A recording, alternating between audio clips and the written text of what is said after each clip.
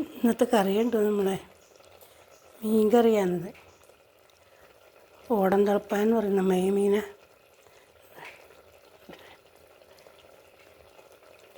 കുരുമുളകും മുളക് പൊടിയും മഞ്ഞൾപ്പൊടിയും പിന്നെ കുറച്ച് ചുവന്നുള്ളി കീറിയിട്ടിട്ട് കുറച്ച് വെളുത്തുള്ളിയും ചതച്ചിട്ട് വെളിച്ചെണ്ണ ഇങ്ങനെ പച്ച വെളിച്ചെണ്ണ ആക്കി നല്ല രുചിയാണ് ഈ കറി.